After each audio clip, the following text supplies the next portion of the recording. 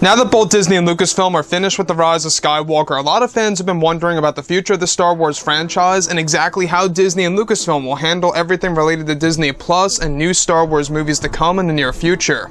This is Mike Zero. Make sure to subscribe if you are new to the channel for future Star Wars content. Now, one thing about Episode 9 is that we do know that this movie was the foundation to create new Star Wars lore. We do know that J.J. Abrams talked about this, everything from the world of Exegol to the Sith Eternal to Palpatine's resurrection, which, by the way, we're going to be learning more about that in the upcoming novelization of Episode 9 that is all due for release later this March. So, March of this year, later in that month, we're going to be learning more and more about everything related to what J.J. Abrams wanted to put in the movie that was ultimately deleted from the film. And that leads us to, of course, all the reshoots and the rewrites that Disney and Lucasfilm went through. Kathleen Kennedy, J.J. Abrams, Chris Terrio. Obviously, we do know that this movie had a very difficult production. I don't know if you guys knew this, but this movie had by far the most difficult production out of all the 3 Star Wars films that made up the sequel trilogy because of multiple reasons that we have talked about before in the past.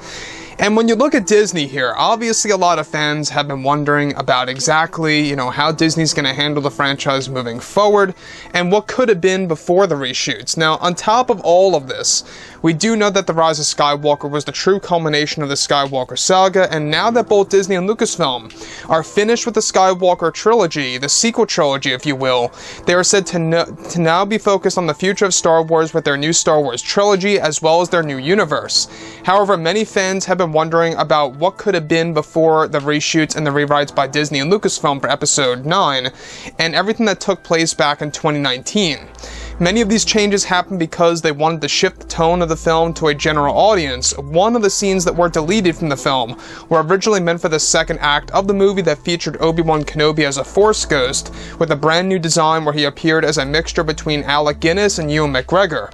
Now, it's explained that Ewan McGregor originally shot some brief scenes as Kenobi where CGI was used as well as makeup to make him appear similar to Alec Guinness with a different hairstyle, as well in the scene where Kenobi was said to have a ponytail, similar in a sense to how the Jedi Masters wore them, and also had a similar Jedi outfit to Qui-Gon Jinn in the scene for the fans to enjoy.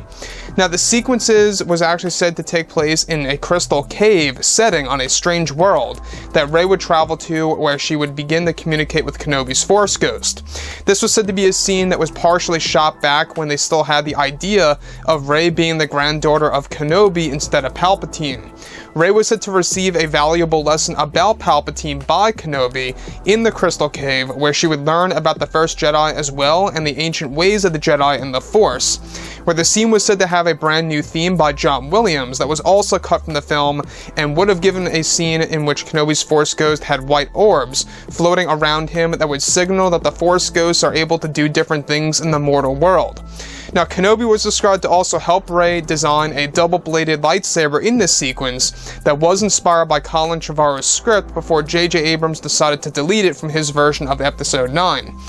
So, the thing about this that I think would have been very inspiring for a lot of Star Wars fans out there, what Disney could have really done to make Star Wars feel magical again, is that this scene would have really and truly tapped more so into the Force and everything related to the Jedi and what a Force Ghost can really do.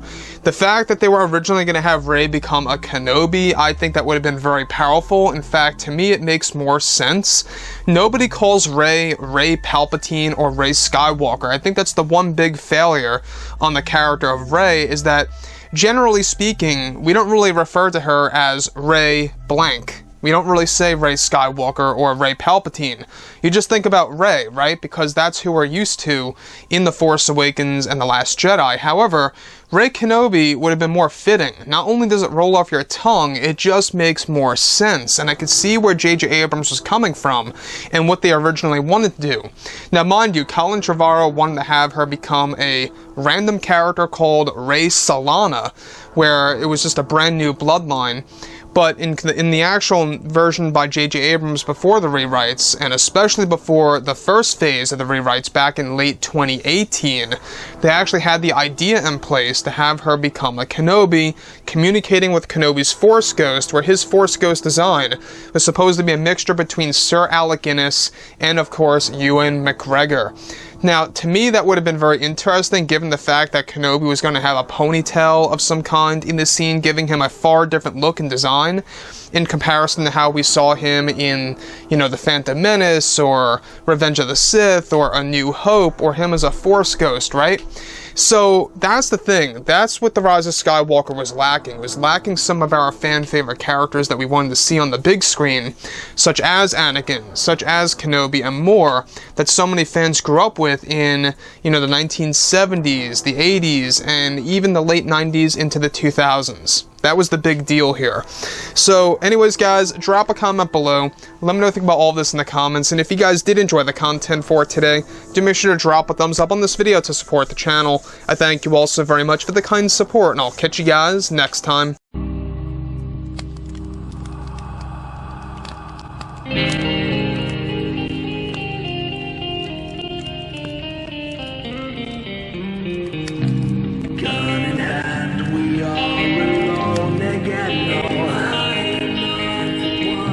From night to moon we hear them moans again.